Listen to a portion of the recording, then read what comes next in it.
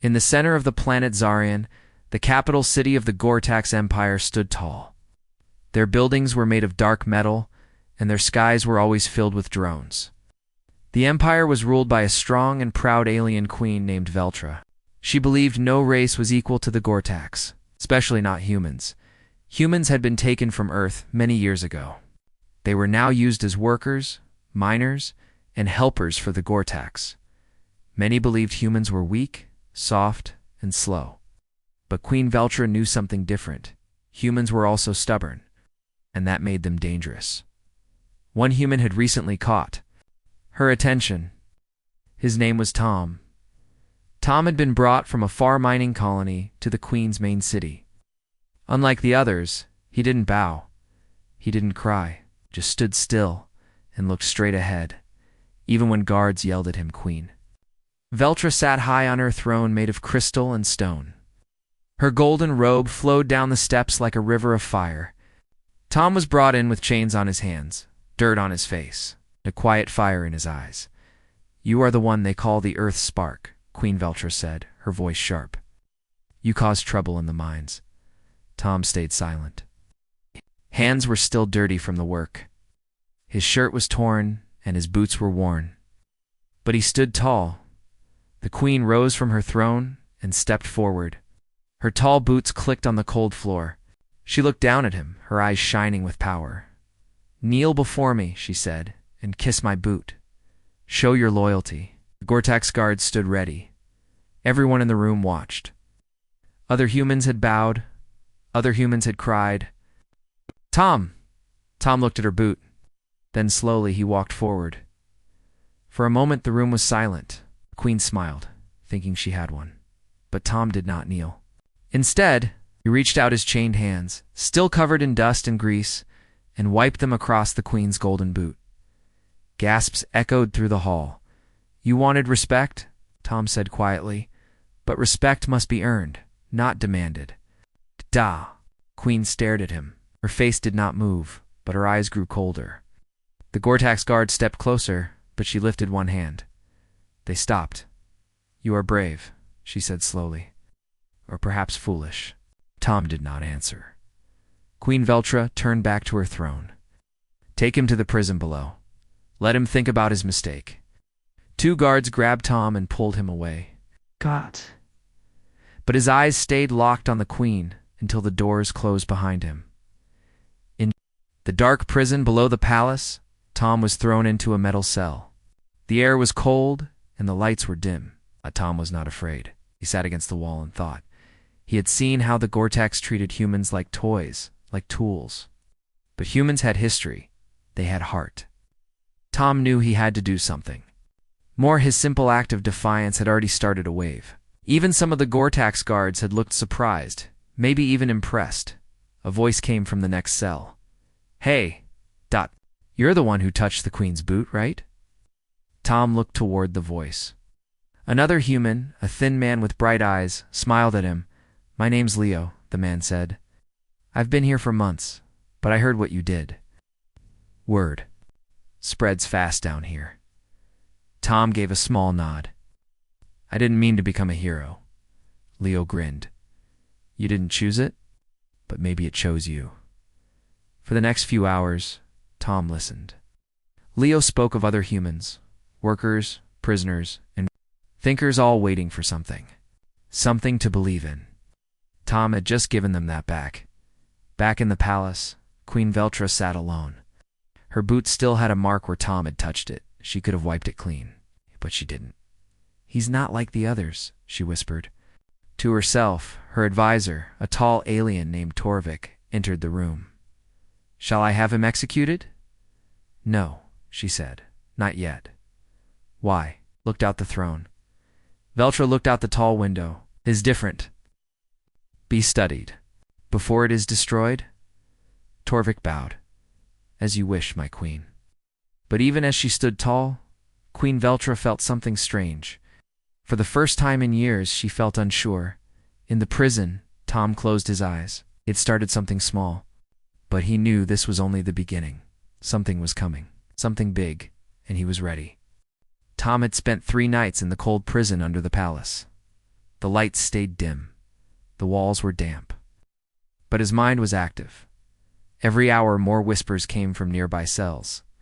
Some humans talked about what Tom did. Some called him brave.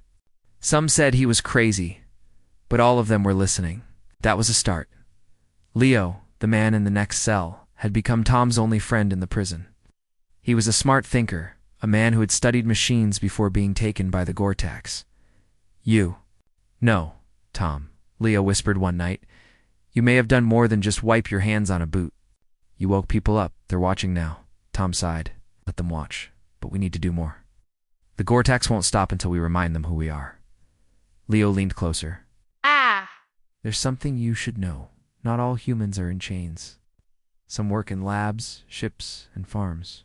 Some still believe Earth will come for us. Others have given up, but a few are waiting for a leader. Tom shook his head.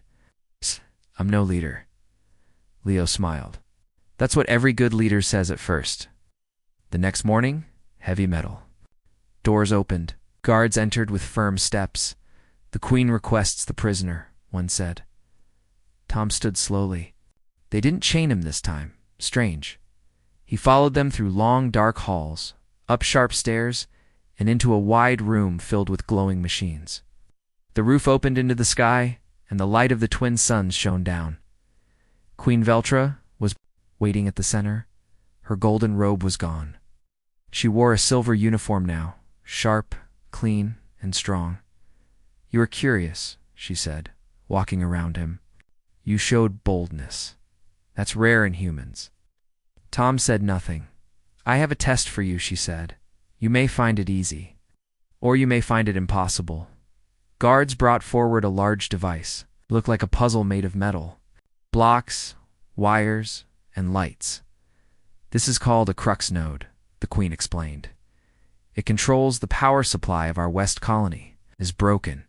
None of my people can fix it. Look straight at Tom. Try, you fail, you return to prison. You succeed, you will be moved to special quarters, perhaps even earn your freedom. Tom frowned. Why me? You are dirty, she said coldly, but you think that is power. Tom stepped forward. He stared at the crux node. It was strange, but had pieces like Earth machines, wires, circuits, magnetic clamps. He knelt and began to work. Hours passed. The Gore-Tax guards watched. The Queen said nothing. Tom's fingers worked fast. Sweat rolled down his face. Sparks flew. Lights blinked. He failed twice, but he didn't stop. Finally, a loud hum. The device lit up. Power returned. Queen Veltra raised one brow.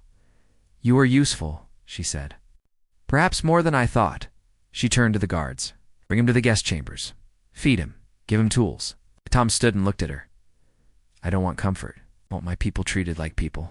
The Queen narrowed her eyes. One thing at a time. Human. Tom's new room was high in the tower. It had a soft bed, clean water, and even books. He looked around with caution. It wasn't freedom. It was a new kind of cage. Leo was still in prison. But he had left a message, smuggled in by a cleaner. They're watching. Don't forget why you started this. Tom didn't forget.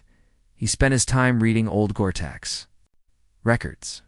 He learned about their machines, their war history, their weaknesses. He studied their power systems, their guard patterns, their tower structure. He asked questions, politely. They called him curious, but he was planning. One night, while studying a map of the palace tunnels, a knock came at the door. A girl walked in. She had short brown hair, and her eyes were sharp. She looked human. Name's Mira, she said. I'm one of the workers in the Queen's lab. I heard about you. I've come to help. Tom stood. Why? 'Cause you stood up, Mira. Said you reminded us we're not just tools. I work near the reactor core. I know its design. If we work together, we can send a signal, a message to all the human camps across the Empire. Tom's eyes widened. A signal. To all of them. Yes, it's risky. The Queen will stop us if she finds out. But if we succeed, it might start something. Tom nodded. Then let's do it. Back in the throne room, Queen Veltra stood, alone again. She looked at the crux node, now glowing with steady light. "Humans are not what they seem," she whispered. Torvik, her advisor, entered again. "You gave him tools, comfort. Why?" "Because sometimes, to understand a fire, you must let it burn." Torvik frowned. "And if it burns the palace?" She looked at the stars above. "Then we will rebuild with stronger walls." In the shadows of the tower, Tom and Mira worked in secret. They used spare wires, hidden chips, and cracked devices. Their plan was simple: build a hidden beacon using the palace's own signal system. If they could power it for just 5 seconds, it would send a message across the stars. Humans rise, knew they had only one chance. The Queen was watching, but the world was too. He looked out the window. The Gortax ruled the skies. But deep down he felt it, something had begun. Tom sat near the window of his high room, staring at the sky. The stars above were quiet, but his mind was not. He and Mira had only 3 days left to finish building the hidden signal. Everything had to be perfect. Mira entered with a small metal box under her coat. She shut the door quickly behind her. "This is the last piece," she whispered. "A phase chip from the Queen's command table. It will boost our signal far beyond the city, maybe even to the outer colonies." Tom took the chip and smiled. "You took it without being caught?" Mira nodded. "I moved the backup chip into place. No one noticed." Tom looked at her with new respect. "You're braver than most." She shrugged. "I'm just tired of living like this." They spent the night working. Wires were hidden inside the bed frame. The signal pad was placed under the stone desk. A small power core sat behind the wall lamp. Every piece was stolen, borrowed, or built from scraps. The next morning, Queen Veltra sent for Tom again. This time she met him in a quiet garden behind the palace. Strange glowing flowers filled the air with a soft scent. Tall trees from alien worlds reached up into the sky. Veltra stood near a clear water fountain, her long silver cloak brushing the grass. "You are not like the others," she said. Tom didn't answer. "I've been watching you," she continued. "You read, you learn. You ask questions." "I'm trying to understand the world that holds my people in chains," Tom said plainly. Veltra looked at him for a long time. "Do you believe humans deserve more?" "I believe they've earned it." She turned to the fountain. "Long ago, the Gortax were slaves too. We rose, we built, we ruled." "Then you should understand," Tom said. Veltra smiled faintly. "Understanding does not always bring kindness." Back in his room, Tom told Mira about the Queen's words. "She's testing you," Mira said, "trying to see if you'll become loyal." "She's wasting her time," Tom replied. That evening, they prepared to activate the beacon. They waited until the palace shifted into sleep mode. When the guards changed shifts and the towers dimmed their lights, Myra connected the last wire. Tom checked the signal code again. "Humans rise. Stand together. Now." He pressed his finger to the start pad. Suddenly a loud alarm rang out. Red lights flashed. Doors slammed shut. Myra jumped. "Someone saw us." Tom grabbed the box and ripped out the power chip. "We've been found. We can't let them trace this." But it was too late. The door burst open. Guards rushed in with weapons pointed. Behind them stood a young human worker. Yarrow, someone Tom had once trusted. His eyes were cold now. "I warned you," Yarrow said quietly. "Don't make trouble. Now everyone will suffer." The guards took Tom and Mira by force. They didn't fight. They were outnumbered. Tom and Mira were thrown into a dark holding cell deep below the main prison. This time, there were no other humans nearby, just silence. Tom sat against the wall. His fists were tight. "I trusted him," Tom said. "I helped him when he was sick. I shared food." Mira sat beside him. "Some people break when they lose hope. Others sell their own, just to feel safe." Tom nodded. "But he only delayed us, not stopped us." Hours later, Queen Veltra entered the cell alone. The guards stayed outside. She looked at Tom and Mira. "You tried to send a signal," she said calmly. "To who?" Tom met her eyes. "To humans, everywhere." Veltra paced the room. Why now? Why risk your life? Got! Because the longer we wait, the harder it gets to remember we are people, not tools. Veltra stopped. And what would you do if your message reached them? Remind them, Tom said, that freedom is not a dream. It's a choice. She stood silently, then turned to leave. Before walking out, she said, You are either the start of a problem or the start of change. I haven't decided yet. That night, Tom and Mira sat close in the cell. We failed, Mira whispered. No, Tom replied. We were seen. We were betrayed. But we didn't give up. Myra looked at him. What now? We wait, Tom said. We plan again. And they heard a soft tap on the metal wall. Once, twice, 3 times. Tom knocked back. The tap came again, in a code. It was Leo. He was still alive, still nearby. The message came slowly. I got the signal box before they took it. It's hidden. I'll wait for the right time. Tom smiled. Even in chains, hope had not died. Somewhere deep in the Empire, in a human camp on a far moon, a small blinking light flashed on an old screen. It wasn't the full message. Just a signal pulse, a burst of code. But it was enough. A young girl saw it. She ran to tell her group. They lit a small fire in the shape of a star. It was beginning. The prison was cold, but Tom's heart was not. He sat on the hard floor beside Mira and listened to Leo explain what happened outside. The signal reached the moon of Theros. Leo said in a quiet voice, A group of humans there saw the message. They didn't ignore it. Started talking, planning. One of them even sent a message back. It said, We hear you. Tom looked at Mira. Her tired eyes showed hope. So what happens now? She asked. Leo gave a small smile. Wait, we watch, and we prepare. Meanwhile, in the palace above, Queen Veltra stood alone in the central hall. Her long silver cloak flowed behind her as she looked at the giant screen showing many parts of her empire. The message Tom had sent was now marked in red on the map, one short signal. But one that could not be ignored. Torvik entered his boots. Clicking on the floor, My queen, he said. Should I send soldiers to Theros? Veltra turned slowly. No. But why not? He asked, confused. The humans there are planning something. That is what I want to see, Veltra replied. I have watched humans for years. Many of them obey. Some resist. But very few inspire. You think this Tom is special? Torvik asked. I don't think, she said. I know. In the prison, Tom and Mira were suddenly pulled from their cell by silent guards. Leo stayed behind, his eyes filled with worry.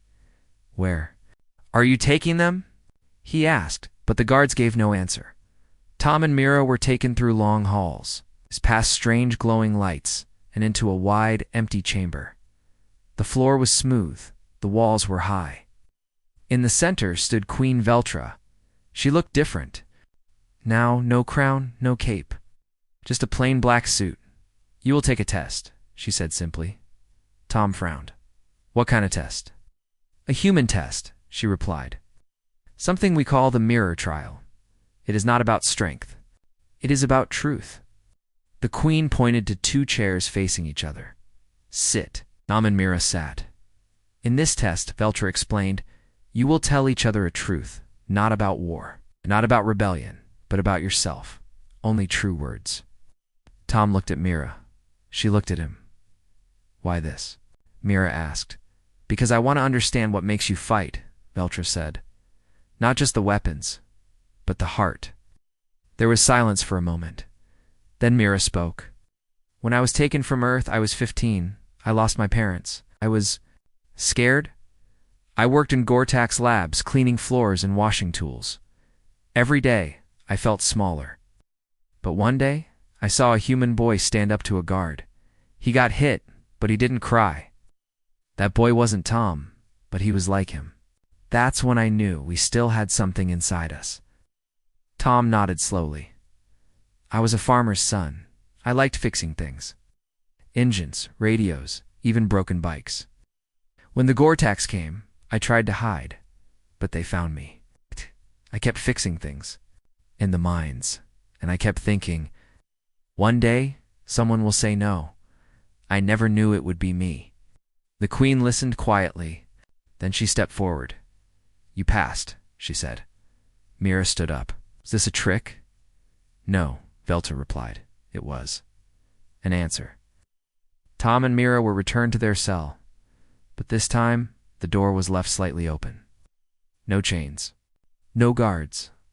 Leo whispered. What happened? Tom told him everything. Leo rubbed his chin. Strange. She's studying you, Mira added.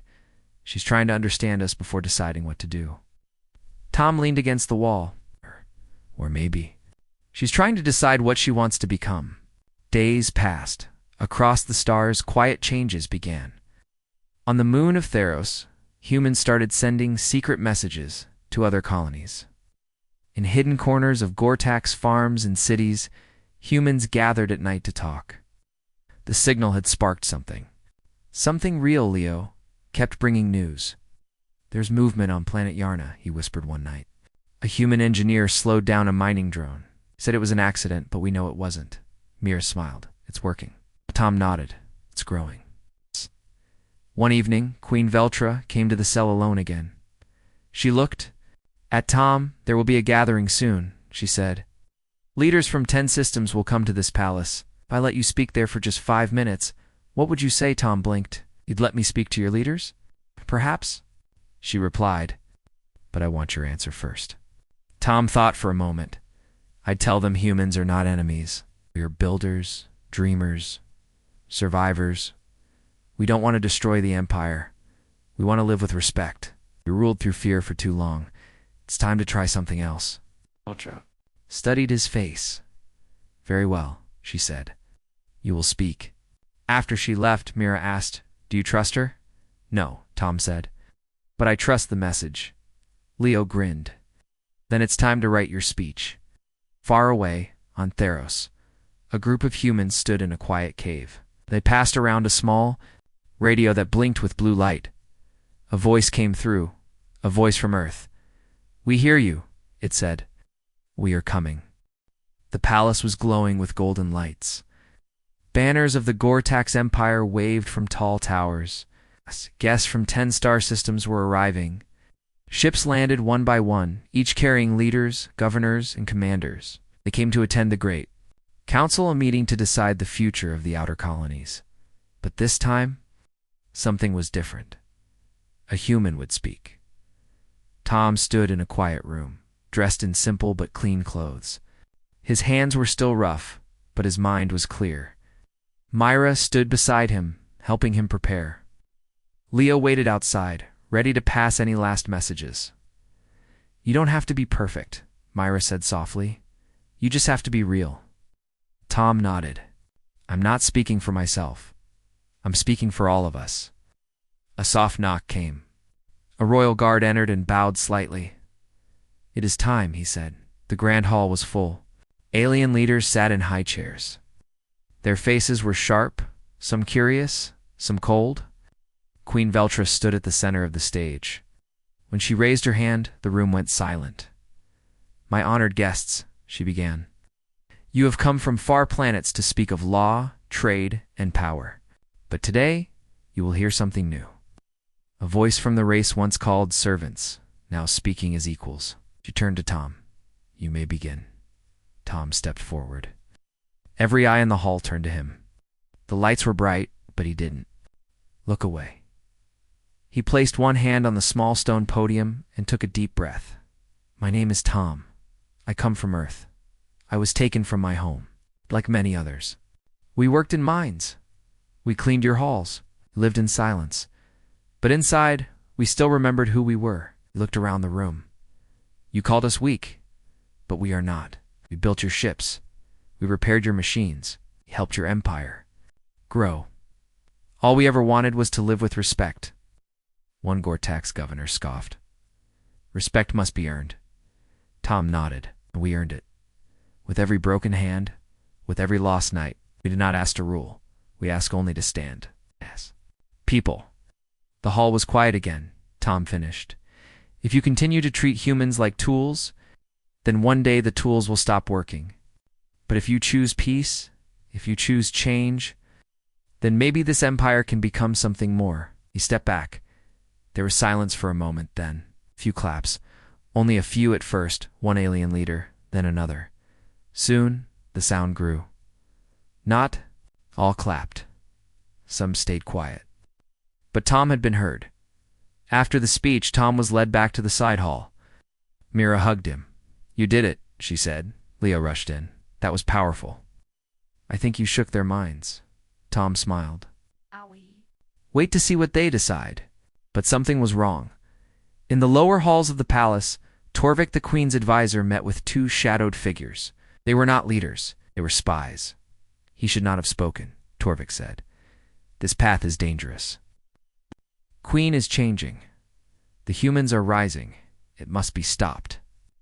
One of the spies asked, "What do you suggest?" Torvik's eyes were cold. "We make it look like the humans broke the peace. We create fear." He gave them a small metal box. "Plant this in their room. It'll release a power shock that disables the palace systems. The leaders will panic. Humans will be blamed." That night, Tom, Mira, and Leo returned to their small guest room. Tom was tired but calm. Mira sat near the window, watching the stars. Leo checked the small radio. A message from Theros. He said, "They're planning a new meeting. Other colonies want to join." "That's good," Tom replied. "Change is starting." Suddenly the lights flickered. The walls buzzed. Then boom. A loud blast shook the floor. Screams echoed from the main hall. Guards ran down the halls. Alarms rang. "What was that?" Mira shouted. Leo checked the door. Something hit the power grid. A team of guards stormed in. "Step away." Hands in the air. Tom raised his hands. "We don't know what happened." One guard held a device. It beeped near Mira's bag. "There's a power device here," the guard shouted. Mira gasped. "That's not mine." Tom stepped forward. "This is a setup." But the guards didn't listen. They grabbed all three. In the throne room, Queen Veltra looked at the report. Her face showed no emotion. Torvik stood beside her.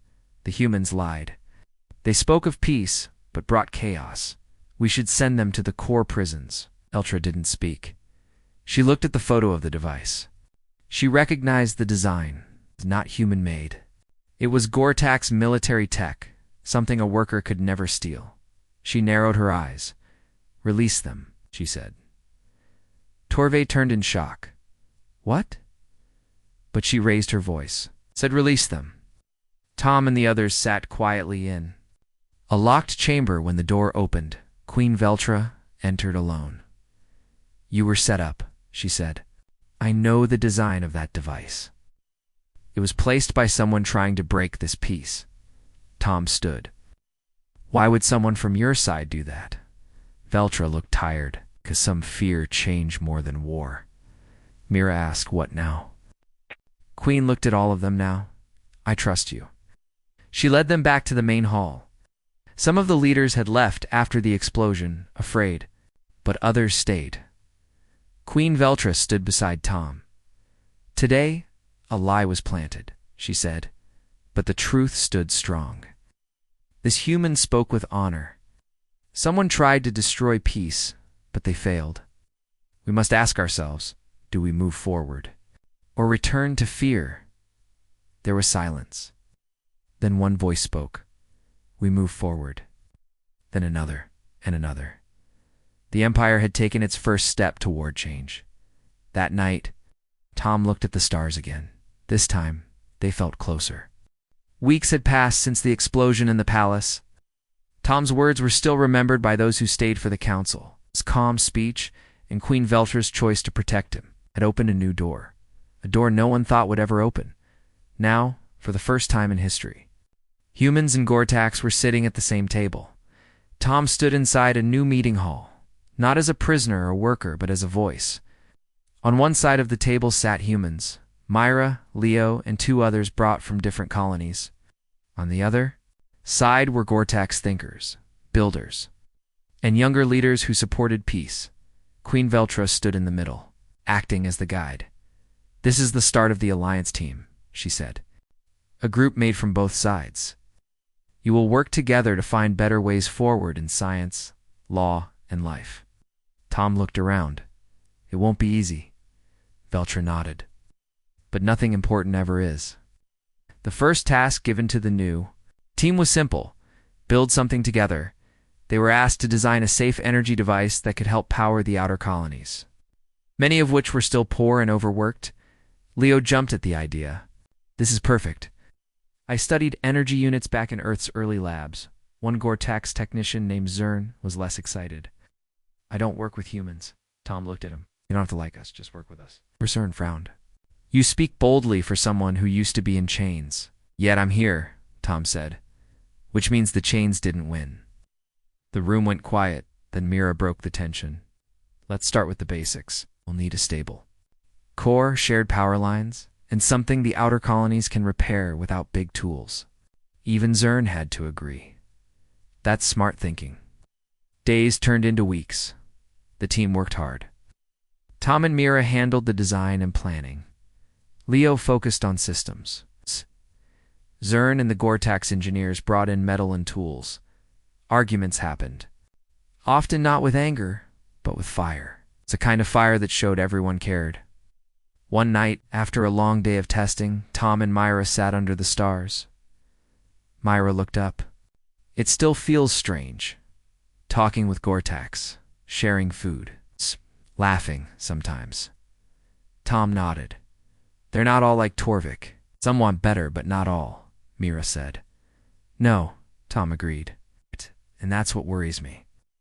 Far away, in the cold caves of planet Draven, a group of former Gore-Tex soldiers gathered. They were loyal to the old ways, the hard rule, the empire of control. At the center of this group stood General Varney Sharpet, Scarface commander who had once been the Queen's protector. "She is weak now," he said to the crowd. "She listens to humans. She lets them speak. Soon they will rule us." One soldier asked, "What should we do?" Varn raised his fist. "We bring back order. We strike the heart." Back on Zarian, the capital planet, the new energy unit was finished. The team stood proudly around it. A small box, no larger than a table, but powerful. It could power an entire village. It ran on clean fusion energy. It was safe, cheap, easy to repair. Queen Veltra came to see it. "You built this together?" she asked. Leo smiled. "Was hurt? No one was ordered. We just ... worked." She looked at Tom. "This is what I hoped for. Something made not from fear, but from unity." Tom nodded. "We can build more." But that night something went wrong. An alarm rang across the palace. A transmission had come in from a Gore-Tex base near the stars of Vernax. A patrol ship was attacked. Humans were blamed. Queen Veltra watched the message with sharp eyes. "Show me the proof," she said. The video showed humans stealing weapons from a Gore-Tex outpost, but Mira frowned. "That's not right. Look at the uniforms. Those aren't human designs." Leo pointed at the video. "The timestamp is fake. It was edited." Tom clenched his fists. "Someone is trying to break the alliance." The Queen turned to her team. "Find the truth. Quietly, before others react." The next day, the alliance team split up. Tom and Zern went to the data vaults. Mira and Leo checked the ship records. For hours, they studied codes, logs, and reports. Finally, Mira found something. "This patrol ship," she said, "never left the dock on the day of the attack." Tom stared at the screen. "Then the attack video is fake." Leo nodded, "And someone powerful had to make it." Tom stood. "Only someone inside the Empire could do this." In the shadows of Draven, General Vaughn smiled as he heard the news. "Saw the video," he said. "Even if they doubt it, fear has returned. Soon, the old ways will rise again." But he didn't know the Alliance team had already found the truth, and they were coming. Queen Veltra met with Tom in her private chamber that night. "You were right," she said. "The video was false. My own people are trying to stop this peace. Tom looked serious. And we don't just defend the alliance, we grow it. We show everyone that truth wins. She nodded. And you'll lead that mission. Tom stepped back.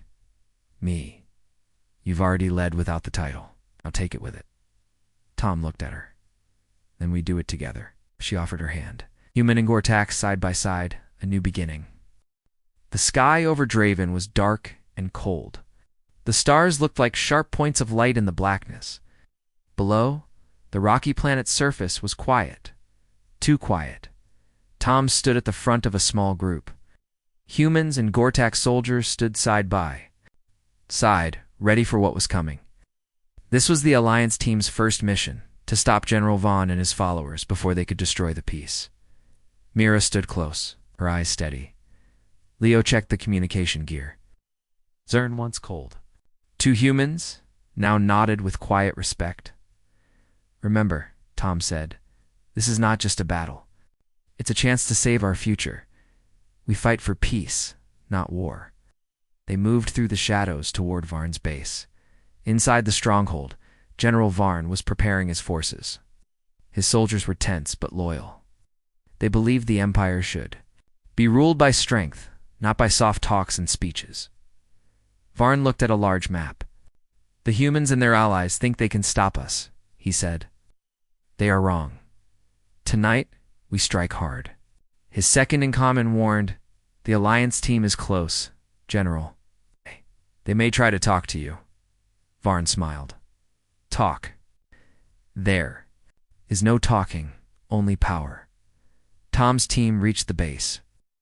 The guards were alert but not ready for the quiet approach. Suddenly, a loud alarm rang out. Detected, a voice shouted. Move, Tom said. The team split. Tom took cover behind rocks. Others moved closer to the entrance. Tom and Mira pushed forward. At the main gate, Tom called out, General Varn. We come with a message, a chance to stop this fight. A heavy door opened. Varn stood there, his scarred face hard. You speak well, but you do not understand power.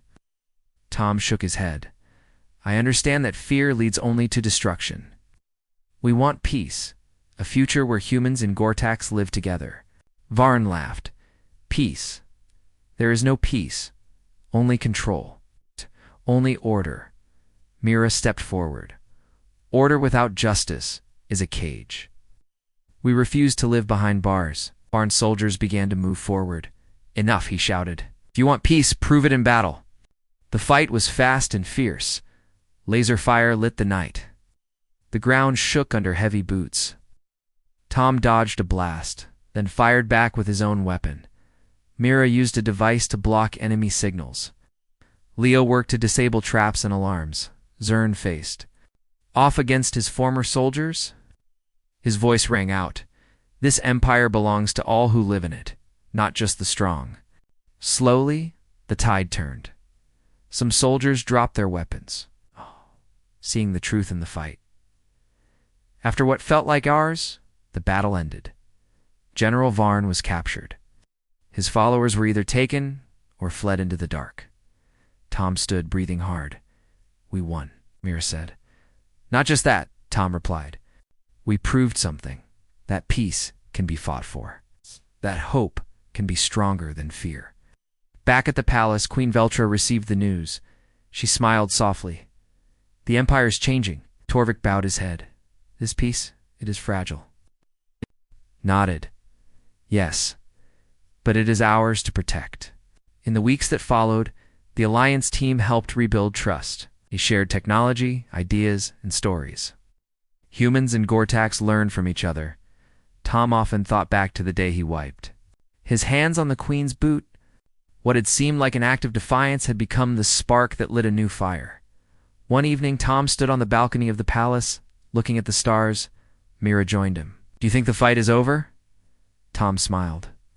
But now, it's a fight we all want, for a better future.